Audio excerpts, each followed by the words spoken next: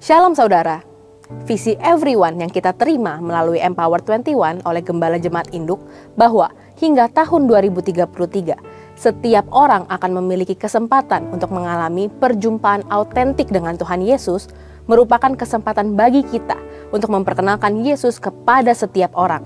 Karena untuk setiap orang dapat berjumpa dengan Yesus, maka perlu ada orang lain yang menjangkau dan memperkenalkan Yesus kepada mereka. Everyone needs everyone. Namun, bagaimanakah caranya supaya setiap orang di bumi ini dapat berjumpa dengan Tuhan Yesus secara pribadi? Pada Voice of Pentecost kali ini, kita akan membahas bagaimana terang Injil dapat memberi pengaruh secara global, sehingga setiap umat manusia dapat merasakan pertemuan autentik dengan Tuhan Yesus. Setiap orang, everyone, yang telah menerima terang Tuhan melalui Yesus, diminta untuk menjadi terang bagi dunia, sehingga memungkinkan orang lain mengalami pertemuan yang autentik dengan Tuhan Yesus. Ada 3 langkah yang perlu kita ambil agar terang Tuhan dapat bersinar melalui kehidupan kita. Yang pertama, seperti yang dinyatakan dalam Yohanes 8 ayat 12, Yesus berkata, "Aku adalah terang dunia.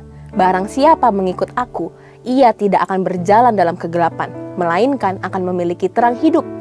Oleh karena itu, penting bagi kita untuk sungguh-sungguh mengikut Yesus. Mengikut Yesus tidak hanya berarti mengaku sebagai orang Kristen atau rutin menjalankan ritual keagamaan, tetapi juga sungguh-sungguh meneladani hidup Yesus di dunia ini. Saat kita setia mengikutnya, kita akan menjadi saksi terang yang menyala di tengah-tengah dunia yang gelap. Hal ini akan membuat orang-orang lain melihat bahwa kita hidup dengan nilai-nilai kerajaan terang yang berbeda.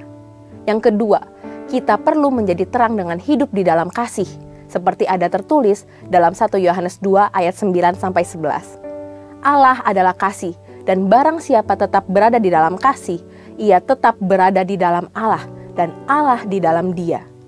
Kita tidak dapat mengaku bahwa kita hidup di dalam terang jika kita tetap hidup di dalam kebencian atau ketidakpedulian. Hidup dalam terang Tuhan memungkinkan kita untuk memahami dan merasakan kasih-Nya. Dengan demikian, menjadi lebih mudah bagi kita untuk memberikan kasih kepada orang-orang di sekitar kita, termasuk memberikan pengampunan kepada mereka yang mungkin kita benci. Melalui tindakan kita yang penuh kasih dan pengampunan, orang lain dapat melihat dan merasakan kasih Tuhan, yang pada gilirannya akan menarik mereka untuk merasakan kasih-Nya yang sejati. Sebaliknya, jika kita tidak hidup dalam kasih, bagaimana orang lain bisa merasakan kasih Tuhan yang memulihkan? Yang ketiga, kita perlu hidup bijaksana dan berintegritas. Efesus 16. Hal pertama yang dunia lihat adalah bagaimana cara kita hidup. Dunia akan menyaksikan dan menghakimi kita berdasarkan bagaimana kita memandang kehidupan, mengatur waktu dan keuangan, membangun relasi dengan orang lain, dan bahkan bagaimana cara kita merespons masalah atau konflik.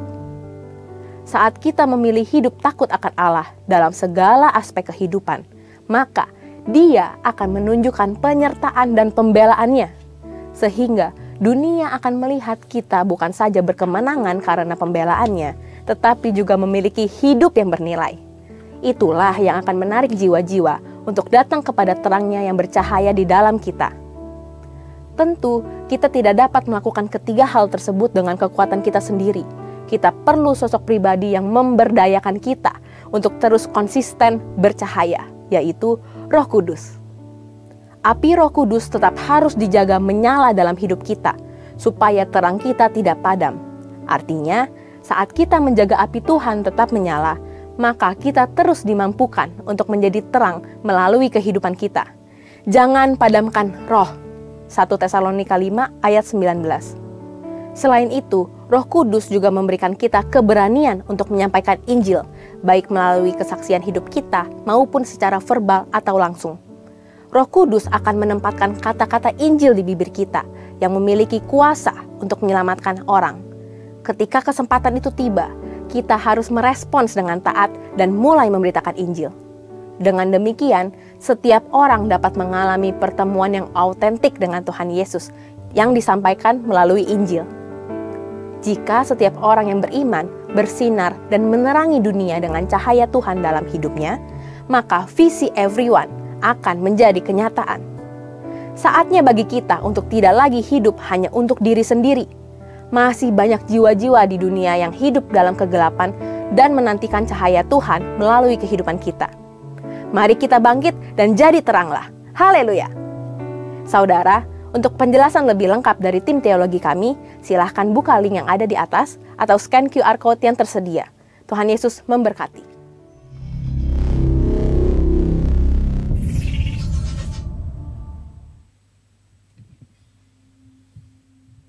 Salam Bapak Ibu yang dikasihi Tuhan, selamat pagi. Salam. Haleluya. Apa kabar? Luar biasa. Luar biasa. Saya percaya setiap kita kabarnya luar biasa. Kenapa? Tuhan Yesus selalu menyertai kita. Amin. Amin. Kita berikan tepuk tangan yang meriah bagi Tuhan. Mari kita bangkit berdiri bersama-sama. Iya, kalau tidak keberatan Bapak Ibu, mari salam kiri kanan saudara. Iya, katakan apa kabarmu? Kamu cantik hari ini. Kamu ganteng hari ini. Haleluya.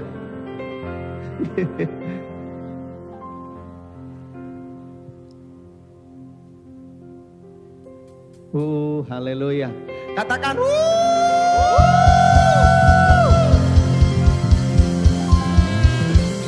sekali lagi berikan tepuk tangan yang meriah bagi Tuhan kita. Dia yang layak menerima segala pujian, segala hormat dan kemuliaan dari sekarang dan sampai selama-lamanya.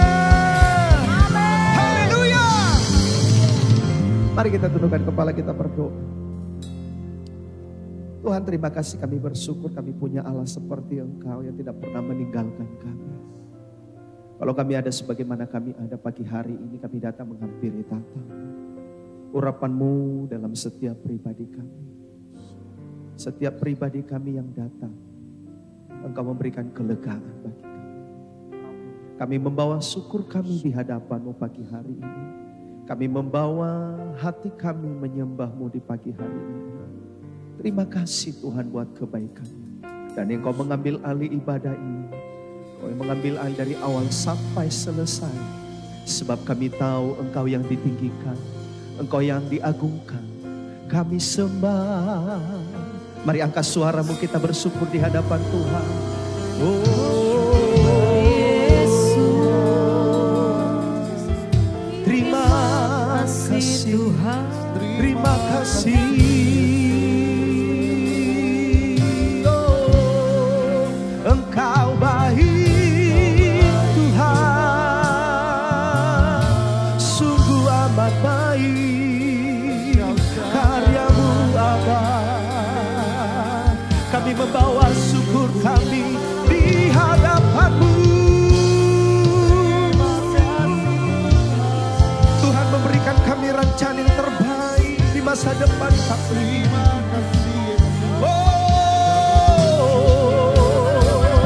Kami sembah, kami sembah, kami tinggikan nama-Mu.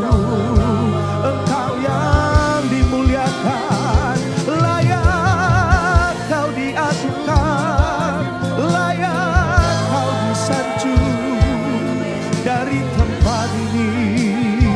Oh ya nama Sada. Apa yang tak pernah kami lihat Tuhan sediakan bagi kami. Oh Ramakapata nama Sade. Terima kasih, Engkau yang layak, Engkau disembah. Oh ya nama Sade. Ini hidup kami. Kami bersyukur. Kami tahu Engkau jawaban hidup kami. Kami tahu Engkau yang membuka jalan bagi setiap. Kami bawa hati kami, syukur kami di hadapan, di dalam nama Tuhan Yesus. Haleluya. Mari silakan duduk dalam hadirat Tuhan. Meskipun aku mengerti apa yang ku alami,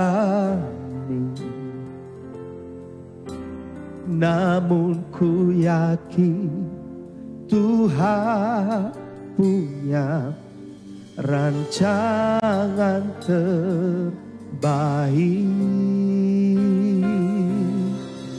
Pertolonganku datang darimu, Yesus yang ku percaya, yang tak mungkin bagiku,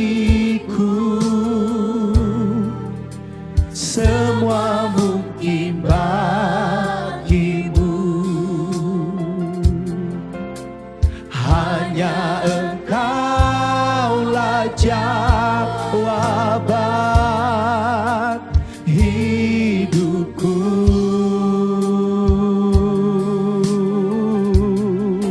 Yang tak pernah ku lihat dan tak pernah ku pikirkan,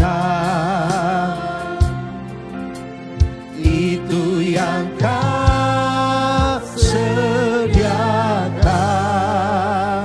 bagiku. Kita berikan tepuk tangan yang meriah bagi Tuhan. Oh, haleluya. Meskipun tak ku mengerti apa yang ku alami, namun ku yakin Tuhan punya rancangan terbaik. Pertolonganku datang darimu, Yesus yang ku percaya, yang tak mungkin bagiku, semua mungkin bagimu. Hanya Engkaulah jawaban hidupku.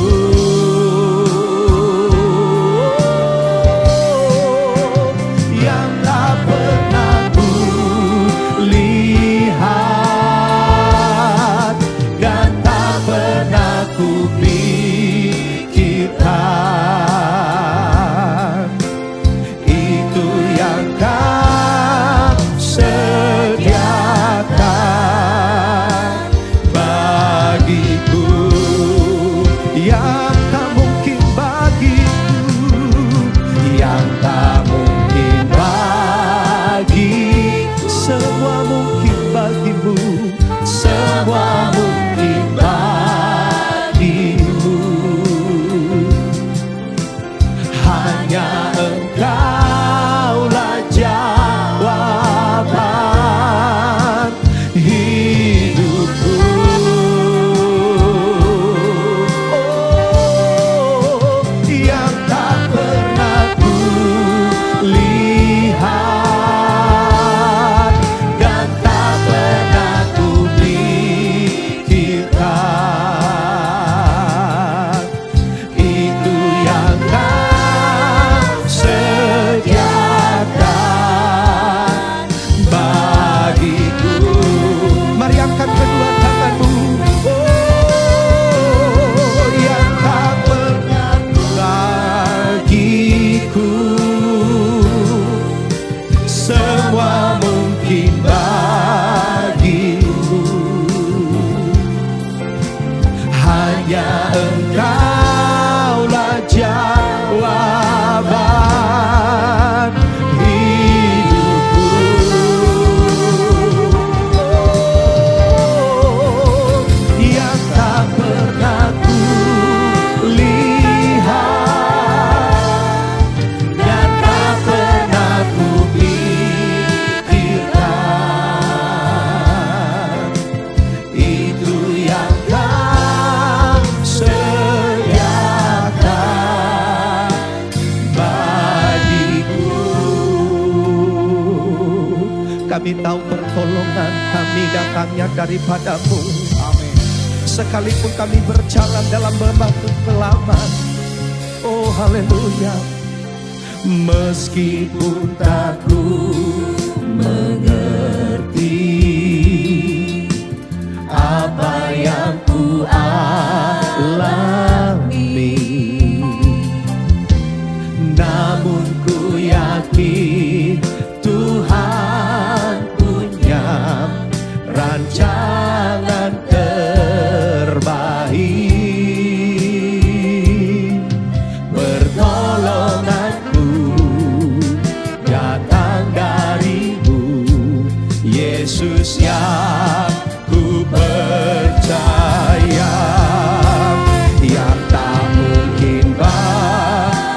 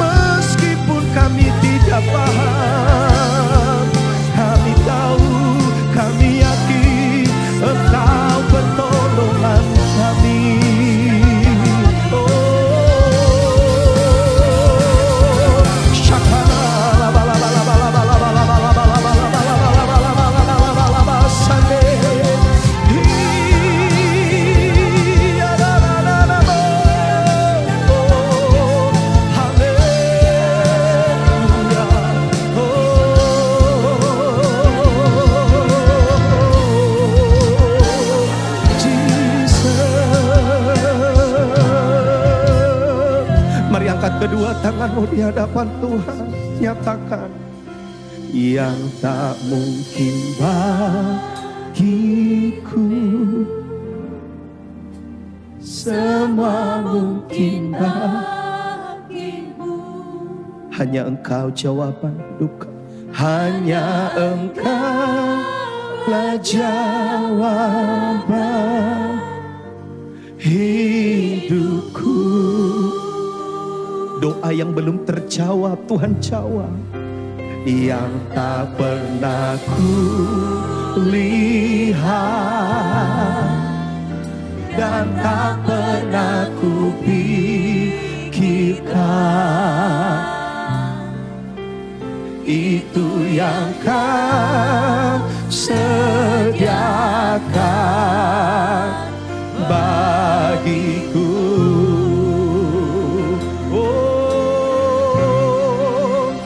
Yang tak mungkin bagimu.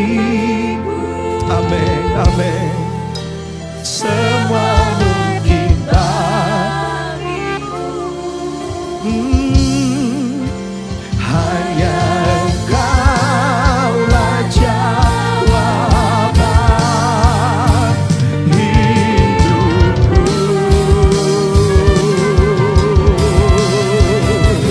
Yang tak pernah ku lihat, yang tak pernah ku pikirkan, itu yang Kau sediakan, itu yang Kau sediakan bagiku. Dengan iman katakan, yang tak mungkin bagiku, semua mungkin bagimu ya Tuhan. Oh ya, hanya Engkaulah jawaban hidupku.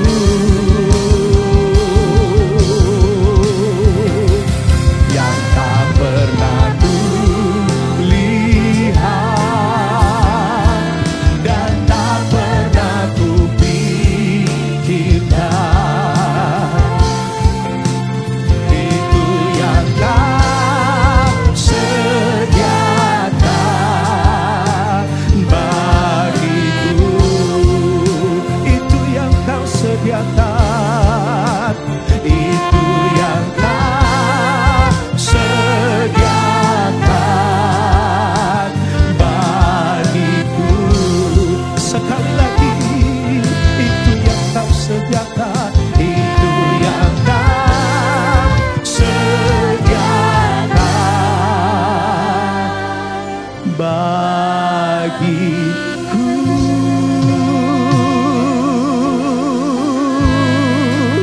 Oh, Kau sediakan bagi setiap kami.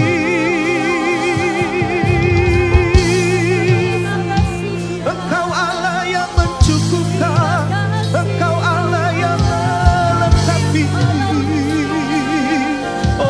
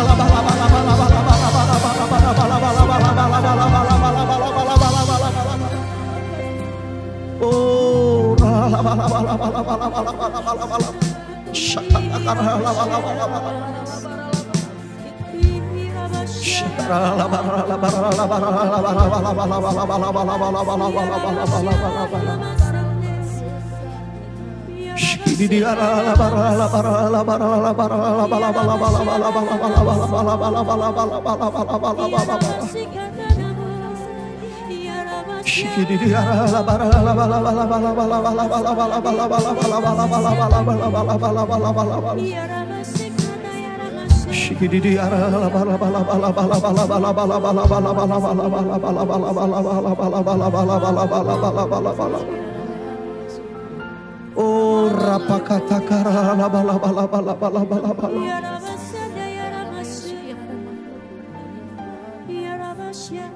Mari angkat kedua tanganmu di hadapan Tuhan. Layak dipuji, disembah, Kaulah yang bertata dulu, sekarang, dan selamanya. Raja atas segala raja, namamu besar terpuji.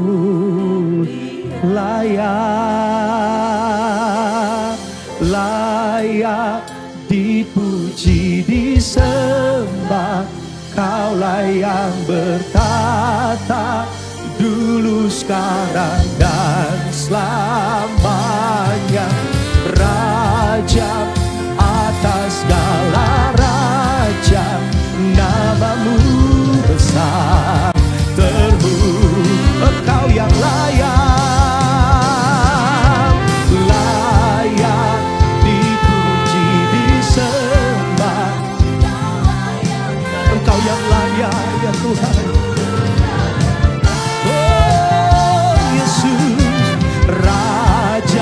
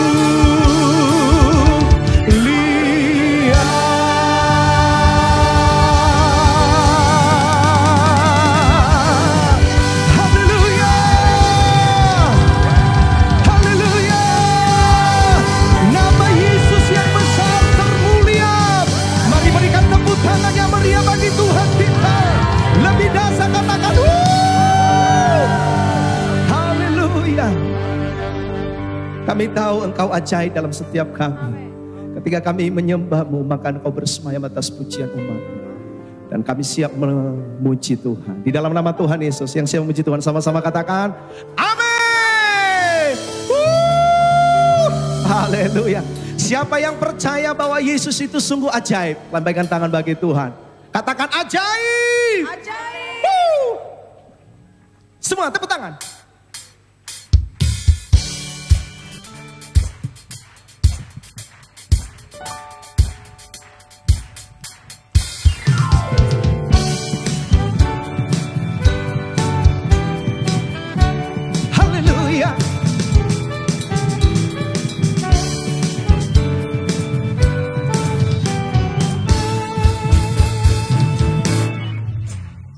Yesus Tuhanku ajaib, heran perbuatannya, tiada yang mustahil bagi Dia.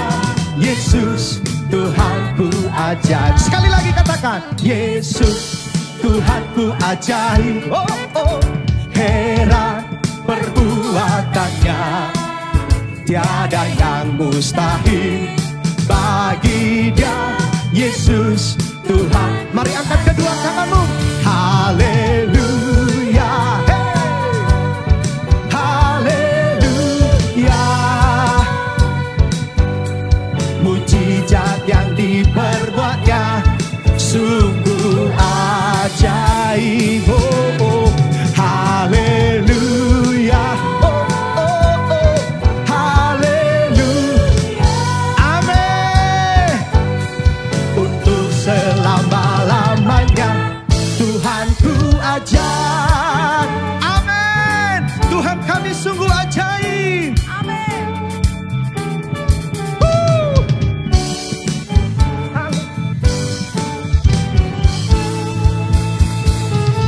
Mari sama-sama katakan, Yesus Tuhanku ajaib, heran perbuatannya, tiada yang mustahil bagi Dia.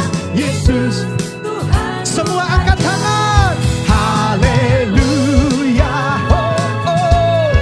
Haleluya. Mujizat yang diperbuatnya sungguh ajaib. Haleluya. Oh, oh. Haleluya.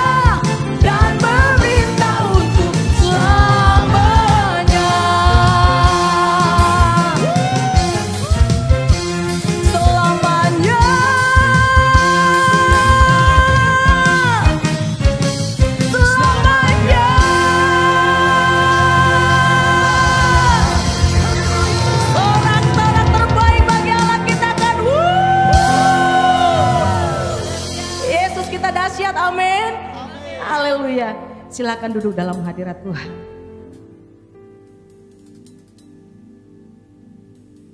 Terima kasih Tuhan. Saatnya kami akan dilawat oleh kebenaran firman-Mu. Firman-Mu yang menjadi kekuatan dalam hidup kami. Terima kasih Tuhan. Haleluya.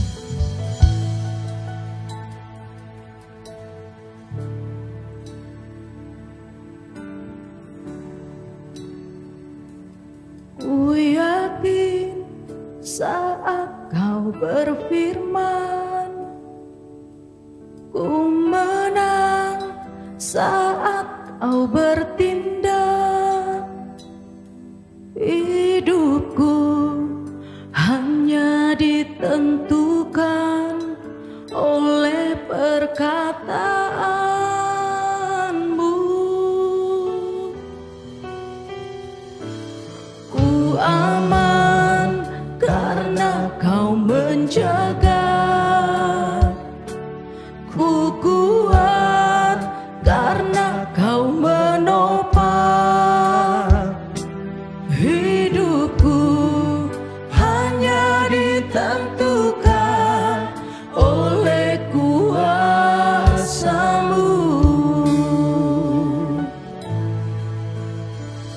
Bagi Tuhan tak ada yang mustahil.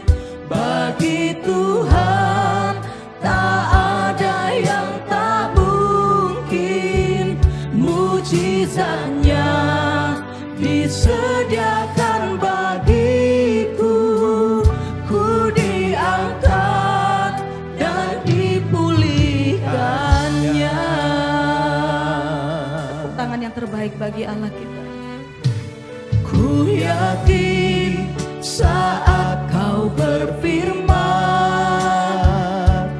ku menang saat Kau bertindak. Hidupku hanya ditentukan oleh perkataan-Mu. Ku aman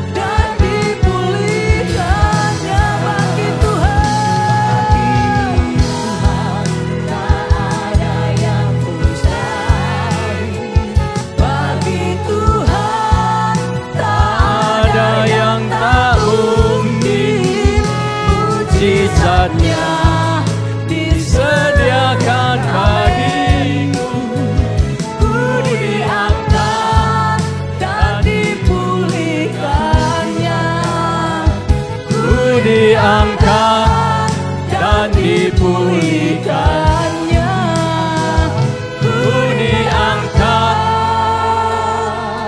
dan dipulihkannya. Mari angkat suara sembah Dia. Urabasyakara baba barabasyakara baba baba. Irabasyakara mama mama mainanana, kami memuji-Mu.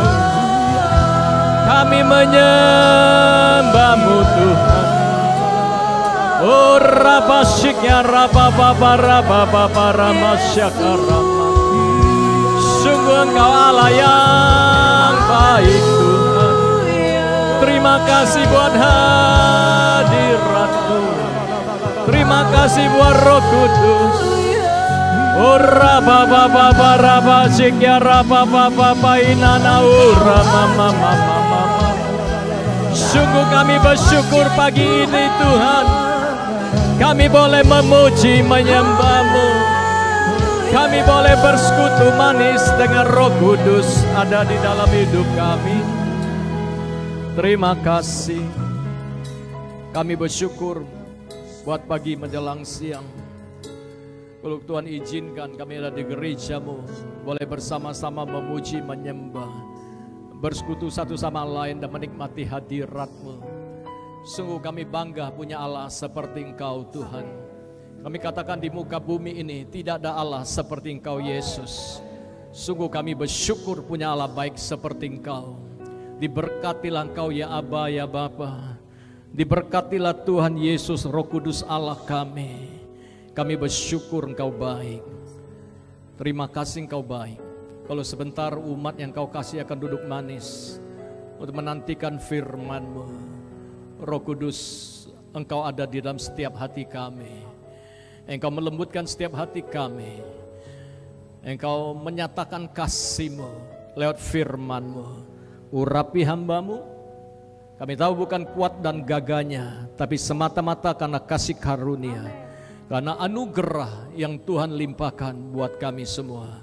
Diberkatilah firman-Mu hanya di dalam nama Tuhan Yesus. Mari yang percaya diberkati katakan amin. Shalom. Bapak Ibu dikasihi Tuhan, puji Tuhan. Tempat ibadah yang sangat luar biasa. Satu anugerah yang besar Tuhan berikan buat gereja ini. Oleh karena banyak orang yang mengasihi Tuhan. Amin. Bapak Ibu dikasih Tuhan, tadi saya baru menyampaikan renungan firman di bagian Mandarin. Agak sedikit kagok karena saya harus menantikan pertemuannya. Jadi Bapak dikasih Tuhan, saya percaya bahwa hari-hari tadi saya menyampaikan tentang bagaimana pintu-pintu yang berabad-abad Mazmur 24 bisa terangkat supaya Raja kemuliaan itu bisa masuk karena Tuhan sudah berikan kunci. Amin. Pada gereja ini bagaimana membuka kunci itu? Harus melalui pujian penyembahan, melalui orang-orang yang bertobat, melalui orang-orang yang mengerti keberadaan kebenaran firman Allah. Sehingga kita akan melihat bagaimana Tuhan melawat pulau ini, kota ini, menjadi pintu berkat buat bangsa-bangsa. Nah hari ini saya mau menyampaikan, tadi saya ada buka cuplikan bagaimana Pastor Erwin waktu di Israel. Ada fotonya, bisa dibuka fotonya sebentar. Bagaimana orang-orang Israel ada di sini. Nah, bagaimana saya ngambil di Pastor Erwin punya Facebook, bagaimana orang-orang Israel hari-hari ini berjaga. Bisa lanjut nih? Yang lain ada? Nah, orang lagi shopping pun mereka bawa senjata. Kenapa? Karena mereka sedang menghadapi peperangan. Mereka perlu berjaga-jaga. Ya, bukan hanya itu terus. Lihat bawa anak-anak jalan pun mereka bawa senjata untuk berjaga-jaga. Kenapa? Karena mereka sedang menghadapi peperangan, punya musuh. Musuh mereka orang-orang Hamas waktu sekarang ini ya, mereka peperangan, mereka perlu berjaga-jaga dimanapun mereka berada. Ini bukan senjata main, saya percaya ini senjata sungguh-sungguhan bisa membuat orang balik ke rumah bapak kalau ditembak. Ya, lanjut lagi. Nah, lihat nah. Ada opung itu bawa senjata, lagi berjaga-jaga. Tuhan berkati. Nah, mereka punya musuh, Bapak Ibu dikasih Tuhan. Kita punya musuh enggak, Bapak Ibu dikasih Tuhan? Hah? Ada kita punya musuh, Alkitab katakan, tapi bukan mertua kita. Ya, yang jadi mertua musuh kita bukan menantu kita. tapi penguasa-penguasa udara yang membutakan, ya. Sehingga orang-orang saling bermusuhan, terikat. Sehingga kita perlu pembebasan. Supaya apa? Supaya kita terbuka, supaya kita melihat mertua kita, ipar kita bukan musuh kita. Ya, lawan bisnis kita bukan musuh. Mungkin mereka jahat kepada kita. Oleh karena apa? Karena mata hati mereka masih tertutup. Oleh kuasa-kuasa gelap, oleh hati yang pahit, hati yang benci. Sehingga mereka tidak bisa melihat sesuatu yang baik dari hidup kita. Nah, maka hari-hari saya percaya kalau kita mengerti kita punya musuh, saudara dan saya harus berjaga-jaga. Alkitab mengajarkan buat kita bahwa kita punya musuh. Ya, setan iblis penguasa udara yang menutup mata hati, makanya kita perlu senjata rohani. Kalau umat Israel mereka perlu senjata jasmani. Saudara dan saya perlu senjata rohani karena kita punya musuh. Nah, Bapak dikasih Tuhan, seringkali sebagai orang percaya kita tidak menyadari bahwa kita ini punya Tuhan yang hebat. Ya Pak ya, kita punya Tuhan yang perkasa, Tuhan yang luar biasa. Nah, Tuhan yang hebat, Tuhan yang perkasa itu mau hidup di mana? Apakah hidup dalam gereja ini? Enggak begitu Bapak dikasih tahu. Alkitab katakan Tuhan yang hebat, Roh Kudus itu ada di mana? Ada di mana? Di hidup saudara dan saya. Ya Pak ya? Iya pasti. Dia ada di hidup saudara dan saya. 1 Korintus 3:16 katakan begini, Bapak Ibu dikasih Tuhan. 1 Korintus 3:16, tidak tahukah kamu bahwa kamu adalah bait Allah, bahwa roh Allah diam di dalam kamu. Jadi roh Allah diam dalam saudara dan saya. Luar biasa. Kita punya Tuhan yang hebat, Tuhan yang dahsyat diam di dalam saudara. Tapi seringkali gereja Tuhan tidak menangkap, tidak mengerti bahwa Tuhan itu diam di dalam kita.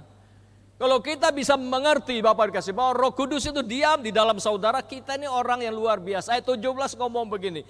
Jika ada orang membinasakan bait Allah, maka Allah akan membinasakan dia. Sebab bait Allah adalah apa? Kudus. Bait Allah ialah kamu adalah kita. Jadi bisa bayangin gak Bapak dikasih Tuhan?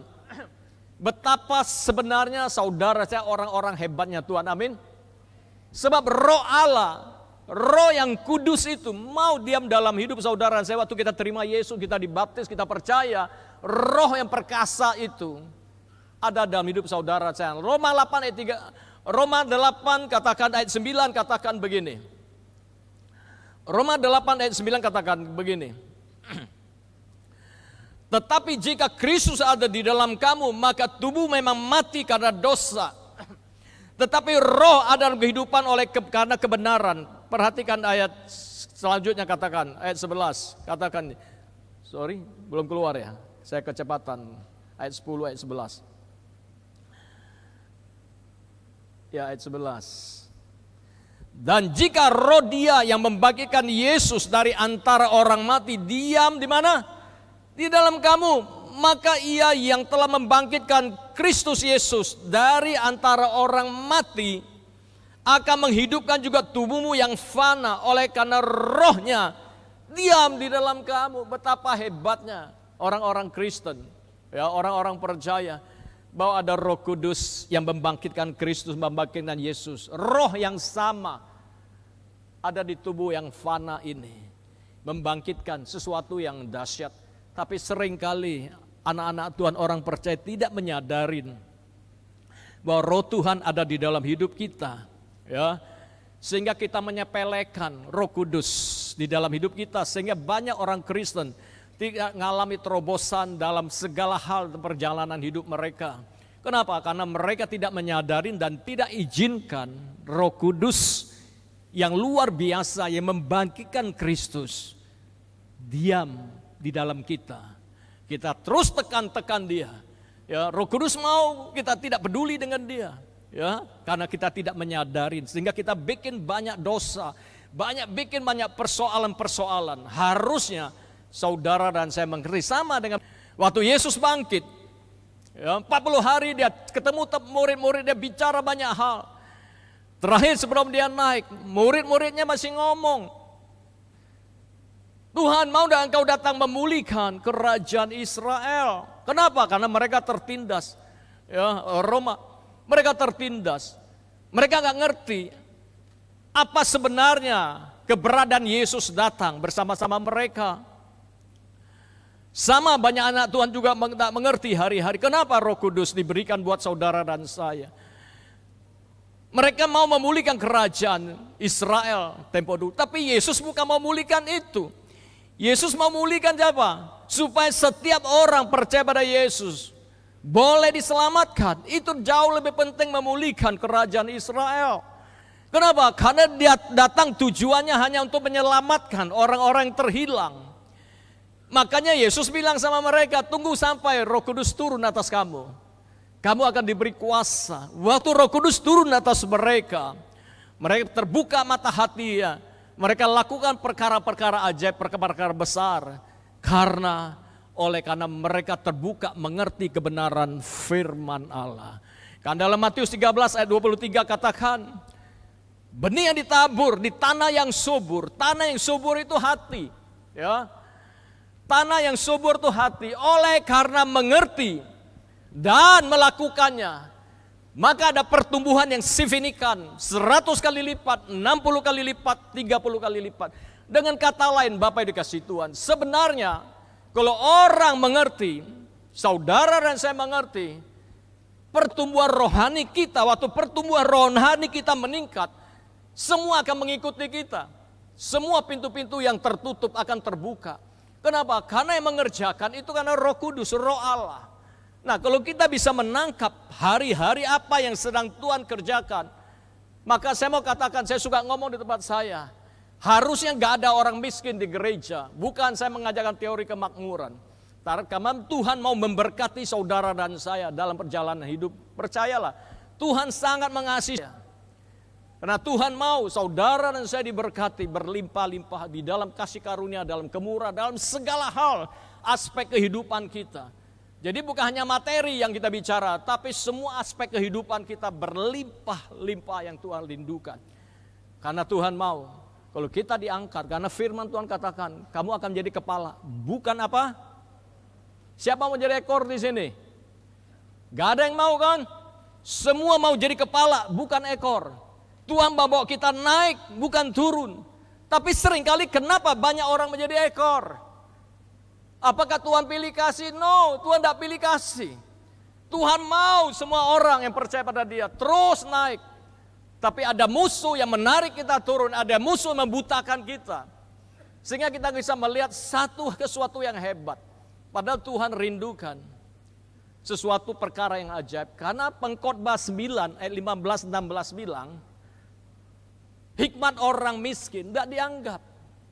Walaupun kami bisa membebaskan. Coba lihat Pengkhotbah 9.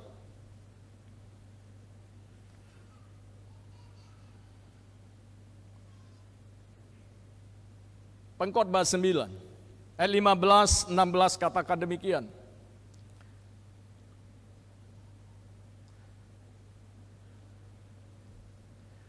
Di situ terdapat seorang miskin yang berhikmat. Dengan hikmatnya ia menyelamatkan kota itu. Tetapi tak ada orang mengingat orang yang miskin itu. Ya, 16. Kataku hikmat lebih baik daripada keperkasaan. Tetapi hikmat orang miskin dihina. Dan perkataannya tidak didengar. Jadi hikmat orang miskin gak didengar. Mau pintar sekalipun kau gak didengar. Kenapa? Karena memang orang mau cari orang-orang hebat, orang-orang diberkati Tuhan. Makanya Tuhan bilang gereja harus jadi kepala bukan ekor. Orang bisa ketemu kita, orang mau ketemu kita. Kalau kita menjadi orang yang hebat. Amin.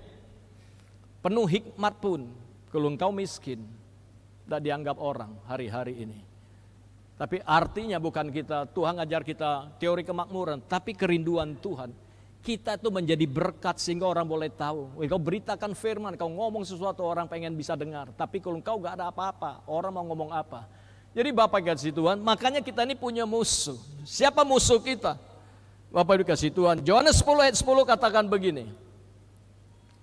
Yohanes 10 ayat 10 katakan, pencuri datang hanya untuk mencuri, membunuh, membinasakan. Aku datang supaya mereka mempunyai hidup, mempunyai segala kelimpahan. Jadi kita punya musuh. Maka saya bilang orang Israel punya musuh, mereka bawa senjata, saudara saya punya musuh. Musuh kita tuh setan iblis yang menghalangi pintu kemurahan, pintu berkat, pintu rumah tangga yang baik, bisnis yang baik. Selalu dia punya kesukaan mencuri. Bapak Ibu pikir Tuhan berikan talenta, Tuhan berikan karunia buat saudara dan saya. Apakah dia senang saudara saya sungguh-sungguh cari Yesus? Dia nggak senang.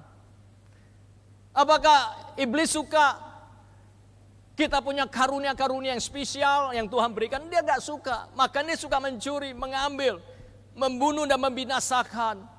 Tapi seringkali gereja tidak menyadari, fine-fine aja, biasa-biasa aja. Ya, padahal kita sudah diambil, sudah dicuri. Banyak orang yang dulu begitu antusias, begitu luar biasa melayani Tuhan. Coba lihat hari-hari kemana mereka hilang peredaran tanpa mereka sadarin bahwa mereka sedang dicuri, ditarik turun semua. Karunia-karunia sesuatu yang hebat yang Tuhan percayakan hilang dari gereja. Kenapa? Tanpa disadarin mereka kepahitan, tersinggung, sombong. Akhirnya mereka terhilang dari gereja. Iblis itu yang bikin, tapi orang gak nyadarin. Tapi kalau orang bisa menyadarin, kenapa hari ini aku di luar gereja? Begitu antusias dulu aku melayani Tuhan. Tapi hari ini kenapa aku di luar panggung gereja? Hanya jadi penonton. Bapak bilang, padahal Tuhan sudah berikan karunia-karunia itu.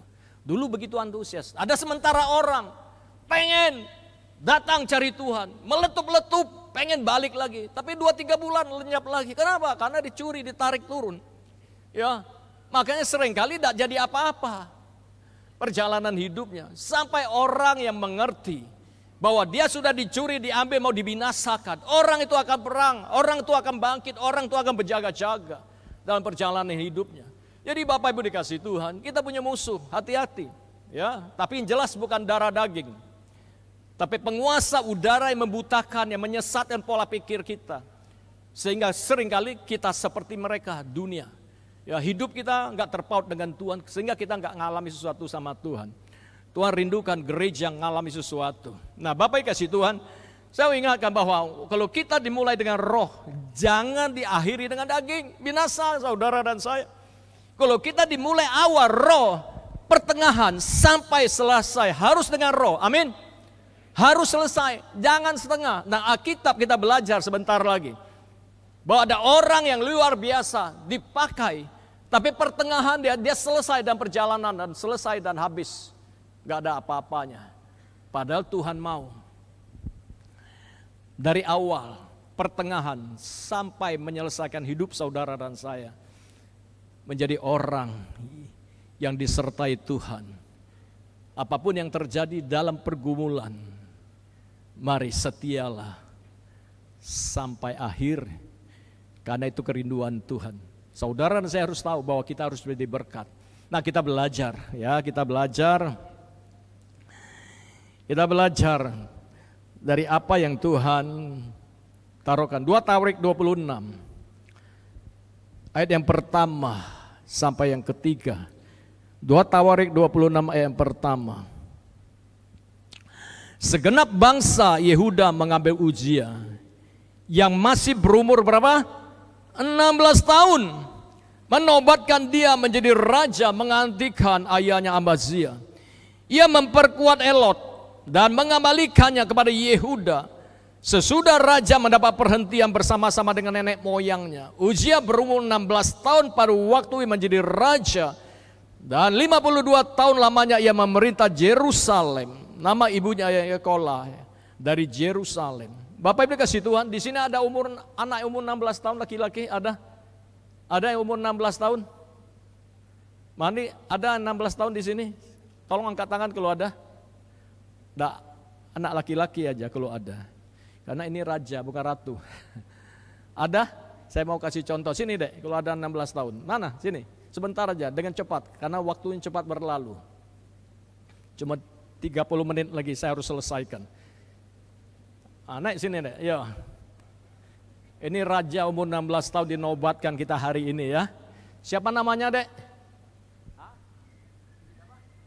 Nathan, oh mantap ini. Umur 16 tahun, ini dinobatkan jadi raja. Nathan ini. Ya, saya kasih contoh aja. 16 tahun ini menurut Bapak Ibu, bisa apa anak umur 16 tahun? Mimpin rumah tangga? Bisa. Mimpin perusahaan bapaknya? Bisa. Ini mimpin kerajaan, bisa enggak kira-kira anak 16 tahun? Kelihatan masih unyu-unyu kan? Pacaran aja mungkin enggak jelas. Disuruh mimpin kerajaan, bisa bayangin enggak?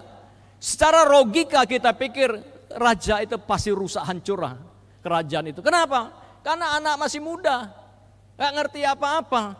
Terus dinaiki duduki raja. Thank you Nathan, Tuhan berkati ya. Amin. Tuhan berkati. Nathan anak yang luar biasa. Nah, Bapak Ibu dikasih Tuhan, bisa kita bayangin gak? Umur 16 tahun, dinobatkan, diangkat jadi raja. Bagaimana teman-teman papanya kalau ketemu dia? Pasti perlu apa? Hormat. Kenapa? Raja. Secara logika kita pikir itu nggak mungkin. Tapi waktu dia dinaikkan, pasal 2, ayat 2 katakan dia membalikan elot. Elot dulu dilepas, dirampas orang lain. Waktu dia duduk, dia memperkuat, dia ngambil kembali. Apa yang sudah dicuri, dia ambil kembali.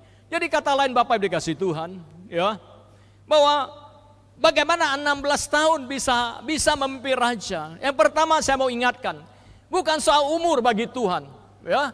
Bukan soal umur bagi Tuhan. Mau 40, 50, 60, 70 kalau engkau bebal, engkau tidak nuruti firman, engkau tidak akan pernah bisa dipakai.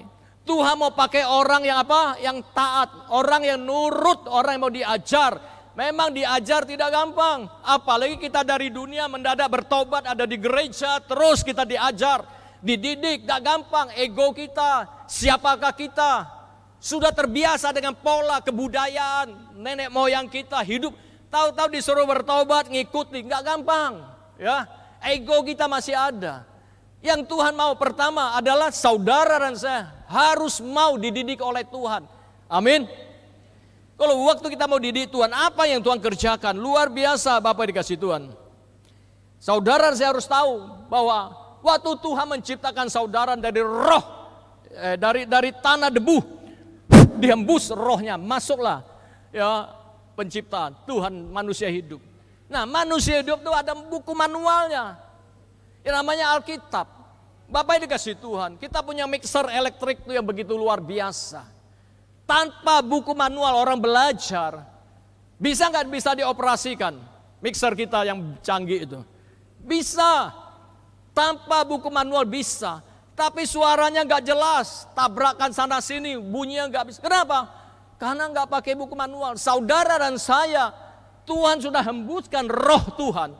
Dan Tuhan berikan buku manual namanya Alkitab. Kita bisa hidup tanpa Alkitab bisa, tapi saudara saya nggak bisa maksimal. Makanya kenapa orang Kristen nggak maksimal? Karena mereka keluar pada jalur firman Allah, Alkitab yang Tuhan sudah sediakan. Jadi saudara saya harus mengerti, buku manual namanya Alkitab itu suara Tuhan. Kebenaran Tuhan harus dibaca, direnungkan, dipraktekkan. Makanya akan sesuatu yang luar biasa. Jadi saudara saya harus tahu bahwa Tuhan sudah berikan buku manual itu. Roh Kudus ada di sini. Roh Kudus bergerak berpaduan semua dengan buku itu Alkitab. Jadi dia tidak bisa bekerja, Tuhan tidak bisa bekerja di luar pada kebenaran-kebenarannya. Dia mau nolong saudara, mau lepaskan saudara, tapi saudara harus taat, harus setia. Itulah yang Tuhan mau. Pertama, kita harus mau taat. Amin, katakan taat. Jadi Bapak dikasih Tuhan, mau diajar. Tuhan sayang sama saudara dan saya. Ayat 4 katakan demikian. 2 Tawarik 26 ayat 4. Ia melakukan apa yang benar di mata Tuhan, tepat seperti dilakukan Amasiahnya. Jadi Bapak dikasih Tuhan, bukan hanya melakukan yang benar di mata kita. Seringkali kita bilang kita benar di mata kita. Orang sering ribut karena merasa benar oleh perkataan kita. Ya, yang harusnya benar di mata Tuhan, bukan di mata kita. Makanya semua dikoreksi lewat apa? Firman. Firman itulah kebenaran itu, bukan perkataan kita yang benar. Tapi kalau kita cek di firman, firman itulah yang mengajar. Makanya ada buku manualnya, supaya saudara saya bisa bertumbuh ke arah Tuhan, bukan dengan kebenaran kita, tapi kebenaran firman. Nah, di Alkitab katakan, tahu perempuan pendarahan Bapak Ibu kasih Tuhan? Berapa tahun pendarahan? 12 tahun. Bisa bayangin lah pendarahan 12 tahun. Menderitanya bukan main. Kalau aturan orang Israel harus dikucilkan. Kenapa? Karena pendarahan sama dengan kusta. Ya. Badannya sudah habis, uang sudah ada pengap. Waktu dia mendengar kabar-kabar tentang Yesus, dia mendengar dan dia pergi keluar cari Yesus dan ketemu Tuhan Yesus. Bisa bayangin, Rabi mereka panggil. Dan dia nekat waktu dia menyelonong pergi pegang puncak jubah Yesus. Apa yang terjadi? Perkara ajaib terjadi, mujizat terjadi. Tuhan Yesus marah? Tidak. Tuhan Yesus bilang, "Nak, imanmu menyelamatkan engkau." Bapak Ibu dikasih Tuhan, kalau menurut tata kerama orang Yahudi, orang yang kena pendarahan itu najis. Orang najis itu dikucilkan, tidak boleh keluar. Itulah kebenaran orang Yahudi. Tapi kebenaran firman Allah, punya iman percaya pada Yesus, diselamatkan dia. Bisa bayangin gak kalau dia pakai kebenaran orang Yahudi, sampai mati pun dia tidak akan pernah sembuh, mengalami mujizat. Kenapa? Karena pola pikirnya ada pola pikir Taurat orang Yahudi punya. Ya, pola pikir mereka diajarkan. Tapi waktu dia datang kepada Tuhan, dia terbuka. Jadi hari-hari ini kebenaran yang harus kita patok bukan kebenaran kita. Kebenaranlah firman Allah.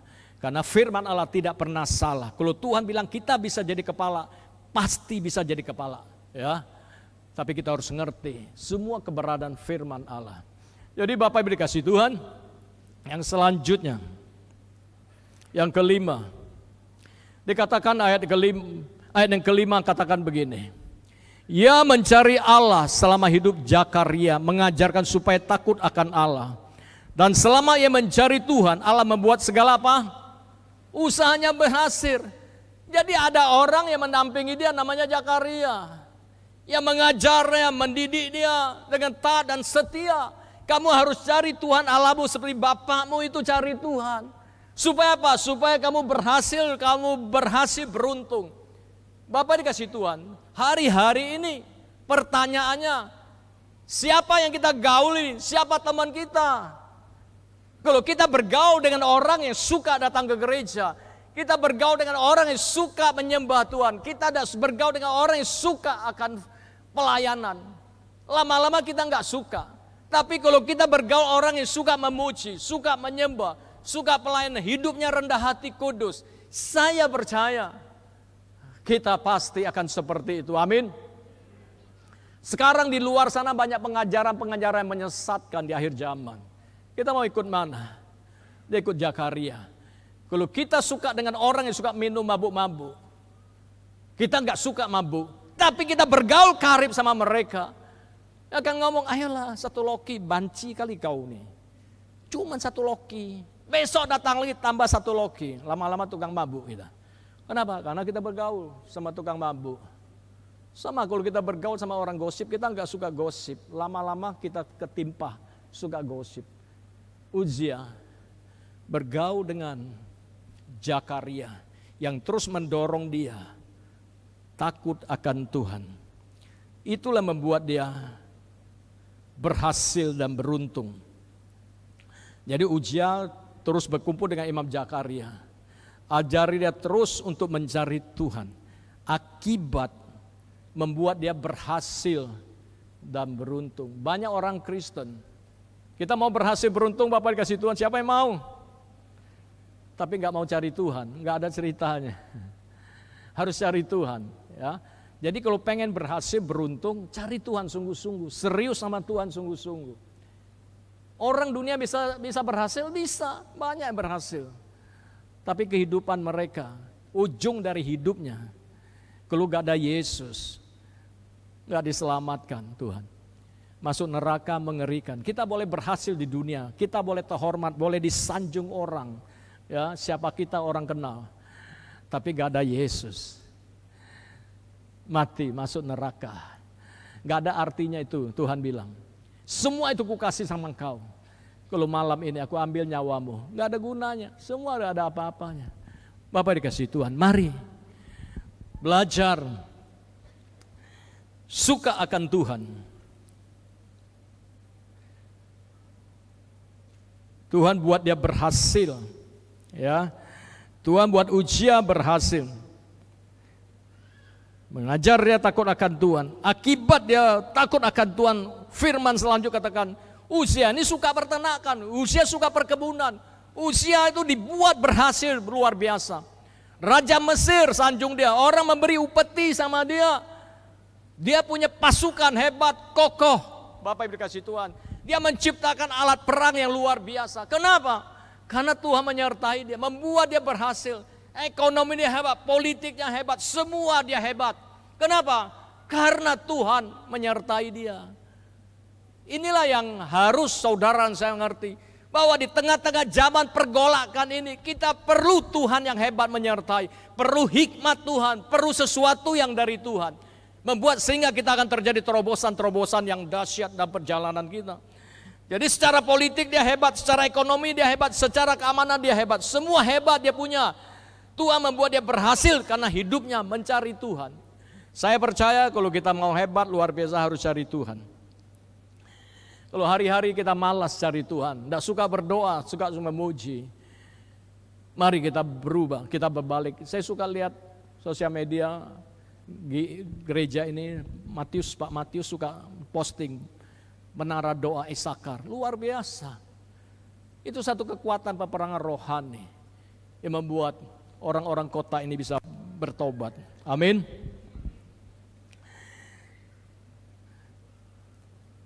Setelah terkenal, hebat, luar biasa, sukses, harus hati-hati, ingat baik-baik, harus hati-hati. Kenapa? Karena kita punya musuh. Seringkali orang sudah di atas puncak, nyaman, enak. Orang suka lupa, kita ini punya musuh. Makanya kita harus menyadarin musuh kita, setan iblis, mencuri, membunuh, membinasakan. Orang suka lupa kalau sudah di atas puncaknya. Uzia, di atas puncaknya dia lupa. Sehingga dia membuat sesuatu yang tidak menyenangkan. Ayat 16 dari 2 Tawarik 26.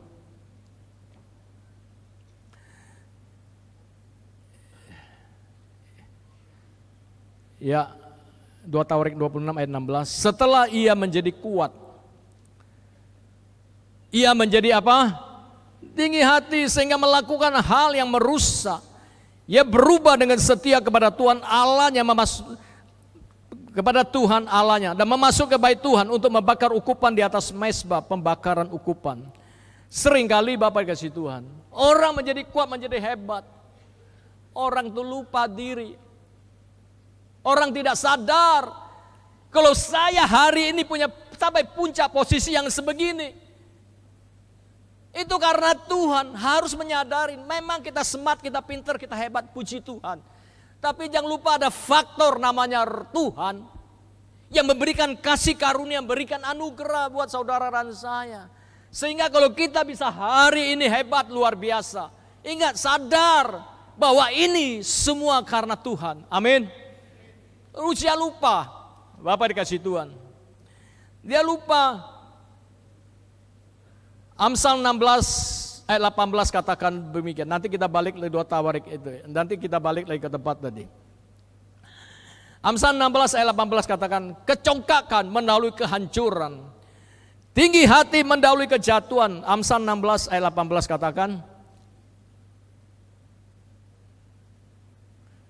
ya, kecongkakan mendahului kehancuran dan tinggi hati mendahului kejahatan. Kalau ada orang yang sudah mulai congkak, sombong, artinya sudah dekat kehancuran.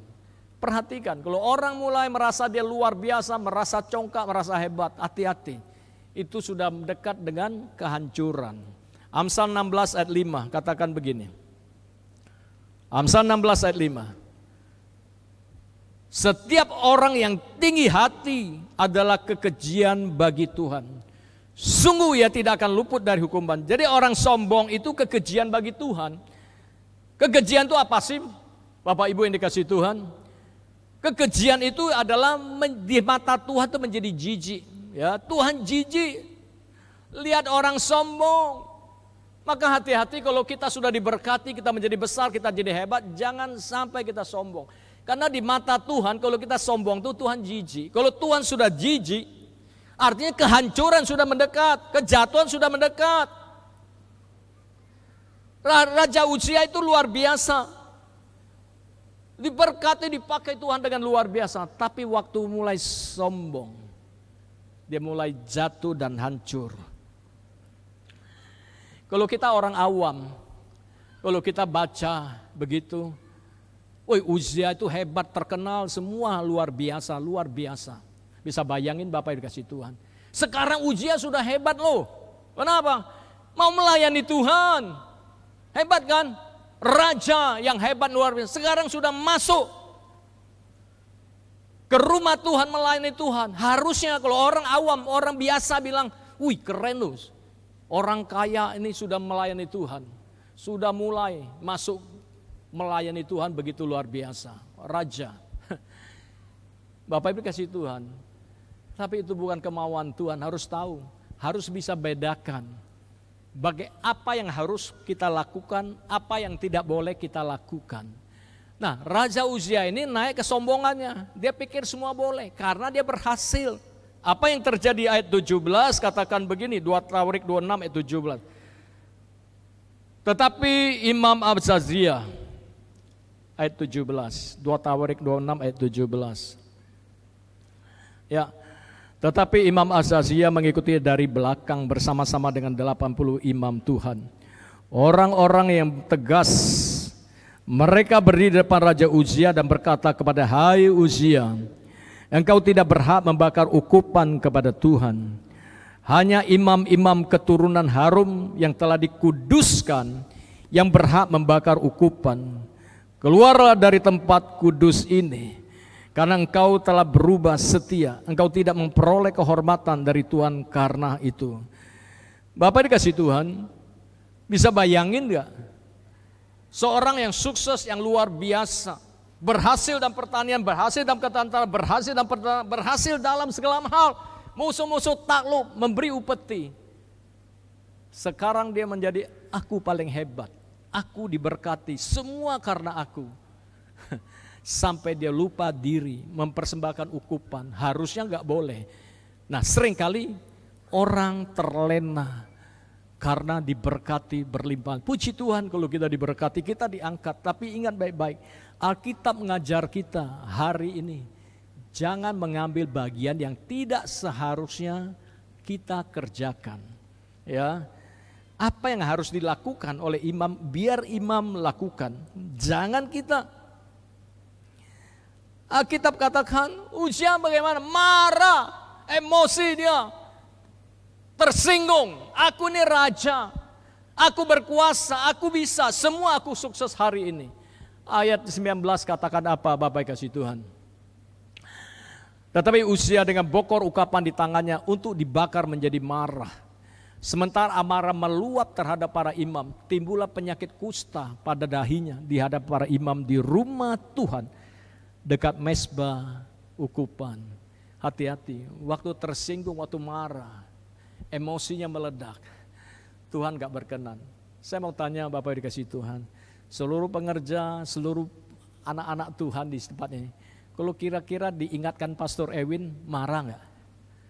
Marah gak? Tersinggung gak? Mungkin engkau pengusaha besar, orang hebat, kaya, yang menjadi berkat luar biasa buat gereja. Kira-kira kalau diingatnya tersinggung gak? Tidak usah ngomong, tidak usah angkat tangan. Taruh di hati aja. Kalau engkau marah, tersinggung, mari bertobat. Seringkali ada hal-hal yang kita gak boleh ambil bagian kita. Ya, jangan kita tersinggung, kita marah, terus kita emosi. Gak ada gereja-gereja apaan. Aku yang paling hebat, aku yang menjadi berkat. Jangan, hati-hati. Kalau telah itu jadi, engkau akan lihat akibatnya. Apa yang terjadi?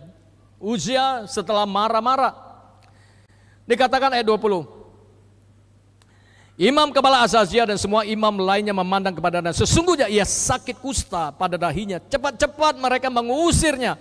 Dari sana ia sendiri tergesa-gesa keluar karena Tuhan telah menimpakan tula kepadanya. Ayat 21, Raja Uzia sakit kusta sampai kepada hari matinya. Dan sebagai orang yang sakit kusta, ia tinggal dalam sebuah rumah pengasingan. Karena dikucilkan dari rumah Tuhan. Dan Yotam anak kepala istana raja menjalankan pemerintahan Uzia. Kita loncat aja 23 aja, biar selesai dengan cepat. Karena waktunya sudah mau selesai. Ayat 23, kemudian Uzia mendapat perhentian bersama dengan nenek moyangnya. Dan ia dikuburkan di samping nenek moyang di ladang dekat perkumpulan raja. Karena ia berpenyakit kusta. Kata orang, maka Yotam anaknya menjadi raja menggantikan dia. Bisa bayangin dah, seorang raja yang penuh dengan kemuliaan yang begitu hebat. Waktu kena kusta, Alkitab katakan dia disingkirkan. Punya kemuliaan, nama besar, semua pun tidak ada artinya. Orang kasih gelar sama dia raja, tapi kusta, tidak ada. Dikucilkan, tidak apa-apa. Itu akibat apa? Sombong. Hati-hati dengan kesombongan. Ya, mungkin kita merasa sombong, sekarang belum apa-apa, karena firman Tuhan indah pada waktunya. Ya, kita sombong, kita hebat, kita pikir kita hebat. Tapi gak ada apa-apa tuh, Tuhan kayak tidak marah, tunggu waktunya. Karena semua indah pada waktunya. Apa yang terjadi sama dia? Bapak dikasih Tuhan. Sampai mati pun dia tidak bisa dikuburkan di kuburan kerajaan. Dia harus di ladang, dipisahkan. Ironisnya, orang yang sombong pasti Tuhan pisahkan hari-hari ini. Karena waktu Tuhan sedang singkat. Selalu di akhir cerita saya mau sampaikan begini. Bapak dikasih Tuhan. Tuhan sayang kita semua, tapi kita harus tahu diri. Tahu malu, tahu diri. Ya, istri saya suka ngomong, kamu harus tahu malu, tahu diri. Jangan nggak tahu malu, sudah opung, sudah akong, jangan kayak anak-anak muda. Tidak apa-apa masih kayak anak muda, asal jangan genit-genit aja. Ya, jadi Bapak dikasih Tuhan, kita harus tahu diri. Kenapa? Karena perjalanan waktu, saudara harus ingat, perjalanan firman Tuhan bilang apa? Kita nih hidup 70, 80 kalau kita kuat. Ada yang 90, 100, setelah itu pasti akan berhenti. Percayalah. Setelah berhenti kalau kita nggak bertobat, bisa bayangin nggak? Mau kemana kita? Pasti masuk neraka kalau kita nggak bertobat. Jangan pikir aku masih sehat, masih kuat. Gak ada cerita sehat kuat. Orang mati syaratnya bukan karena sakit. Orang mendadak bisa mati.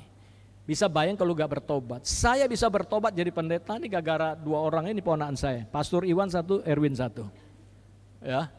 Pastor Iwan ngomong terus sama istri saya, ngomong sama Hakim, Kuci, bertobatlah. Ya, jangan sombong, jangan bagak, kita itu gak ada apa-apanya. Bapak dikasih Tuhan, nah ini yang suka nasihati. Ya, kemarin saya minta dia doain saya di Jambi, dia tumpangi tangan saya, pegang kening saya. Bisa bayangin, nah, kalau saya sombong ini kurang aja pernah pegang kening omnya, pendeta pula dipegangnya. Ya kan? Saya minta doa jadi mobil, Win doain Kuci sama Hakim dulu. Dia doain, sudah itu dia pegang jidat saya. Tuhan berikan hikmat buat Kuci, pakai dia. Nah, kalau saya sombong ini kurang aja nih pendeta nih, ini omnya pegang-pegang jidat pula dia. Tapi karena memang dia hamba Tuhan diurapi, kita harus hormati. Jangan sombong, ya. Kalau diurapi jangan sombong, percayalah.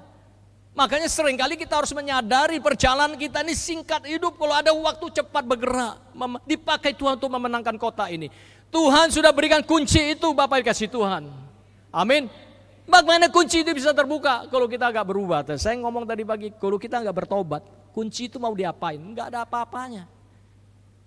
Waktu kita bertobat, berbalik dari jalan-jalan kita yang jahat, baru ada perkara-perkara ajaib, mujizat terjadi. Jadi hari ini mari jangan sombong. Ingat, kita bisa berhasil. Itu semua karena Tuhan. Gereja ini ada. Ini gampang nggak sombong, Pastor Ewin? Gampang. Kenapa? Dulu waktu masih di Windsor sono, saya suka ke sono dulu ikut doa. Dia lagi ngurusi ada satu wanita yang ODGJ ya, orang saraf, lagi main segala macam, jadi baptis. Oh dia lagi ngurus-ngurus begitu, bayangin. Sekarang punya gedung yang baik begitu, gampang sombong enggak? Gampang. Tapi kalau gak hati-hati jatuh. Hati-hati. Kenapa? Karena iblis suka ngangkat gitu, kasih angin surga. Terus kamu sudah hebat, kamu hebat. Lama-lama sombong, jatuh. Iblis sedang menanti. Ya, waktu dia cobain Yesus, Lukas katakan apa? Dia minggir sampai menanti saat yang tepat untuk masuk lagi. Jadi hati-hati, saya tidak perpanjang firman Tuhan, sudah selesai. Ya, karena waktunya harusnya masih nambah. Tapi tak apa-apa, ya.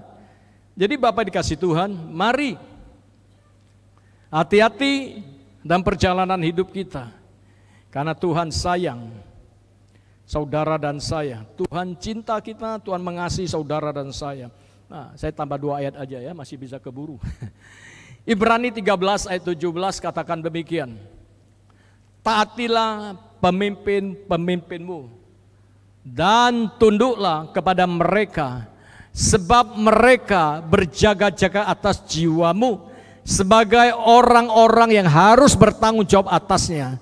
Dengan jalan itu mereka akan melakukan dengan gembira, bukan keluh kesah, sebab hal itu tidak akan membawa keuntungan bagimu. Jadi Bapak dikasih Tuhan, taatilah pemimpin, tunduklah kepada mereka sebab mereka berjaga-jaga atas jiwamu. Kenapa saya bisa ngomong? Karena saya pendeta, karena saya pemimpin di gereja saya. Saya bertanggung jawab atas jemaat, saya berdoa, menangisi bersama istri saya. Kenapa? Supaya orang-orang gak ada yang miskin di gereja, gak ada minta-minta. Supaya orang bertumbuh, supaya orang mengalami bagaimana keluarga yang bahagia, semua yang bahagia. Bisa bayangin ya, apa yang kita jeripaya, kita doa bukan minta jasa, bukan. Supaya kita mengerti. Bahwa kita menjerit sama mereka, mereka susah, kita sama-sama bagaimana supaya mereka terus diberkati. Terus diberkati mulai sombong, ngata-ngatain pendeta di belakang. Ingat kenapa? Karena kita ada payung rohani. Ya, walau pendeta nggak begitu pintar, nggak kaya, nggak hebat, dengar baik-baik. Tapi kalau Tuhan angkat dia jadi pendeta, ada payung rohani.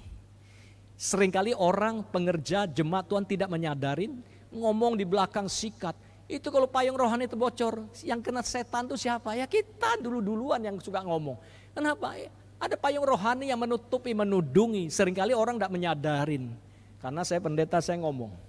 Saya harus ngomong. Karena Tuhan sayang kita. 1 Timotius 5 ayat 17 katakan begini. 1 Timotius 5 ayat 17. Panatua yang baik, pimpinannya patut dihormati 2 kali lipat.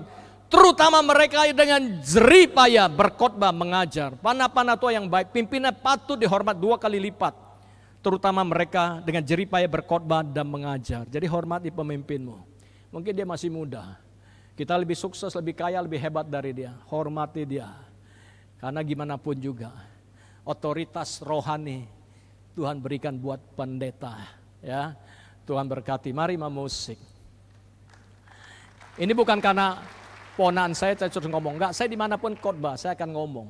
Kalau orang enggak pernah hormati pemimpinnya, orang tuh enggak bisa lihat satu kemuliaan Allah. Walaupun engkau hebat, engkau pintar.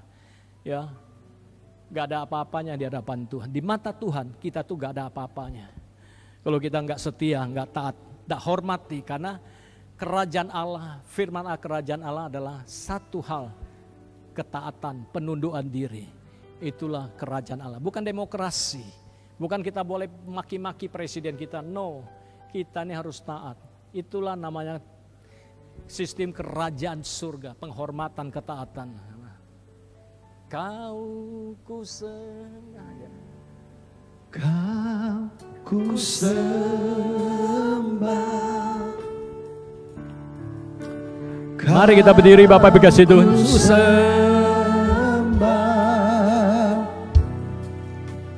Kau ku sembah, oh yes, Kau ku sembah. Kau ku sembah,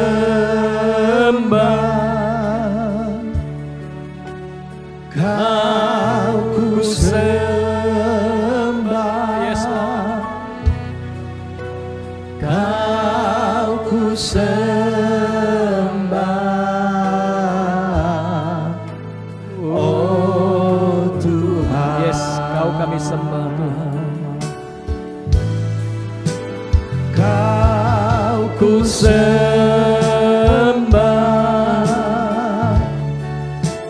Kau ku sembah. Yes, Lord. Kau ku sembah, oh Tuhan. Kau ku sembah, Kau ku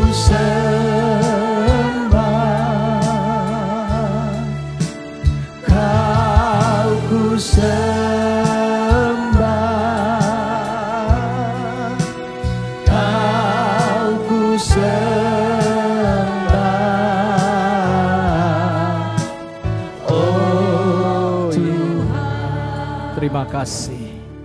Kami menyembah Engkau Tuhan. Tidak ada Allah yang seperti Engkau. Sungguh kami bersyukur Engkau ada di tengah-tengah, bahkan di dalam hati kami. Biar Roh Kudus memanifestasikan kasih-Mu. Sehingga kalau selama ini kami gak taat, kami gak setia, kami gak ngerti firman, kami tidak mencari, kami mau hidup serampangan. Tapi biarlah hari ini Roh Kudus yang ada di hidup kami izinkan Engkau berkarya.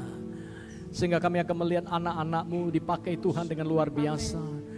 Karena Batam ini kota kunci. Kunci itu Tuhan sudah berikan buat gereja ini. Sehingga kunci itu bisa dipakai, dibuka. Bagaimana terangkatlah pintu-pintu yang berabab-abab di kota ini. Yang menutupi mata hati orang-orang di kota ini terangkat. Raja kemuliaan Yesus akan masuk melalui gereja umat-Mu yang punya kerendahan hati, yang sungguh mencari wajah-Mu, dan Tuhan temukan di atas gereja-Mu ini. Diberkatilah berlimpah-limpah, penuh dengan kasih karunia, penuh dengan kemurahan, rumah tangga yang diberkati, pekerjaan, pelayanan, semuanya Tuhan berkati. Karir anak-anak-Mu di dalam pemerintahan, Tuhan angkat menjadi kepala, bukan ekor, itu janji Tuhan. Kalau kami tidak menyimpang ke kiri ke kanan, kami mentaati firman-Mu. Terima kasih Engkau baik. Abah serahkan, berkati para imam musik, semuanya pelayan-pelayan Tuhan. Berkati Pastor Erwin, istrinya, anak-anaknya Tuhan. Semua dalam pemeliharaan Tuhan yang sempurna. Kasih Tuhan melimpah. Kami bersyukur hanya di dalam nama Tuhan Yesus. Mari yang percaya katakan, amin. Tuhan berkati. Silakan duduk Bapak Ibu yang dikasihi Tuhan.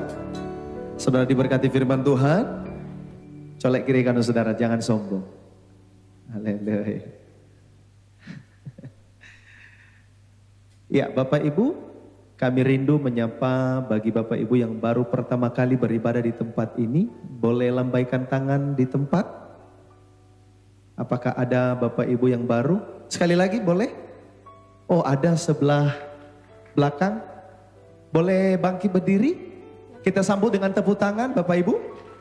Iya, selamat datang. Wah, 1, 2, 3, 4, 5. Sekali lagi berikan tepuk tangan. Oh, haleluya. Selamat datang, Tuhan Yesus memberkati. Apakah ada lagi sebelah sini? Oke, puji Tuhan. Saatnya kita akan mendengarkan pengumuman melalui multimedia, kami persilahkan.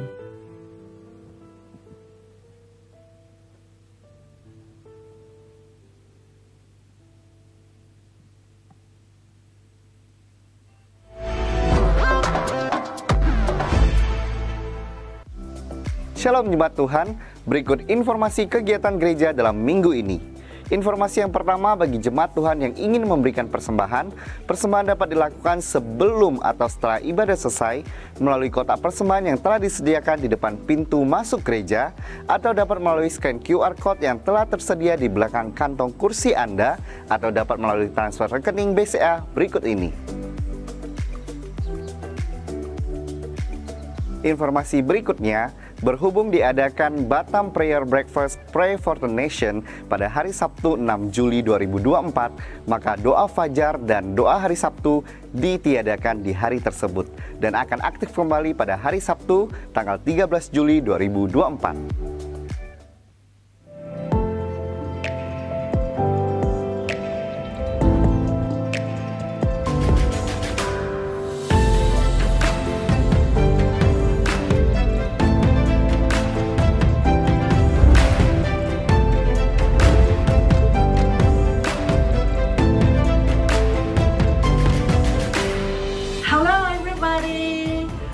Invite you to the 2BC Training for Champion so that you will know your Heavenly Father, because He's going to let you hear His voice, and also you're going to discover your identity in Christ, and guess what? He's going to empower you to become champion. I'm so excited to come and be with our Batam family again. We're looking forward to being with the children and with their parents as you become 2BC champions in your family and in your school and in your church. Oh, it's exciting what God has prepared for you. Come and learn to become 2BC champions. Hey kids, find out what it means to be a 2BC champion. It's wonderful.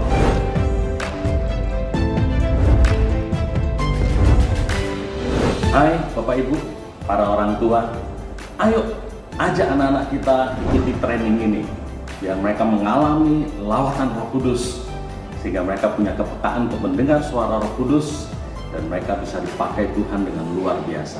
Haleluya! Jangan lewatkan kesempatan ini, segera mendaftar. Tuhan Yesus memberkati.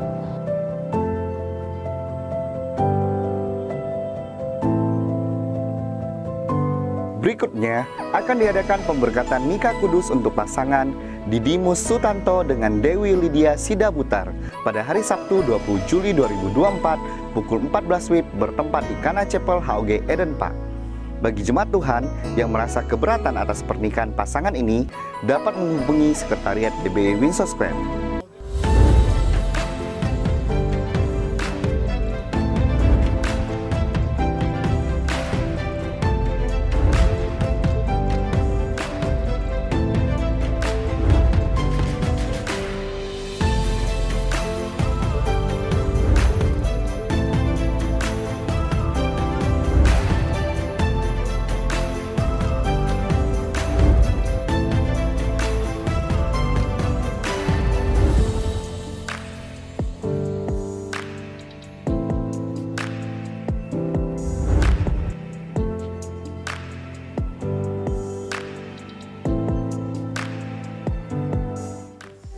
Demikian informasi kegiatan gereja dalam minggu ini. Selamat hari Minggu, Tuhan Yesus memberkati.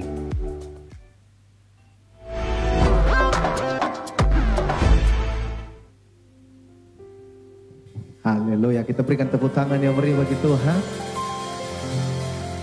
Mari kita bangkit berdiri bersama-sama, kita akan mengakhiri ibadah kita. Salam kiri kanan saudara, katakan jangan lupa minggu depan tetap semangat lagi ibadah. Haleluya. Mari kita angkat tangan kita.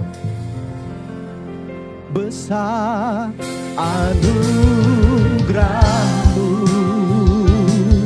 melimpah kasih-Mu, semakin hari semakin bertambah besar anugerah-Mu.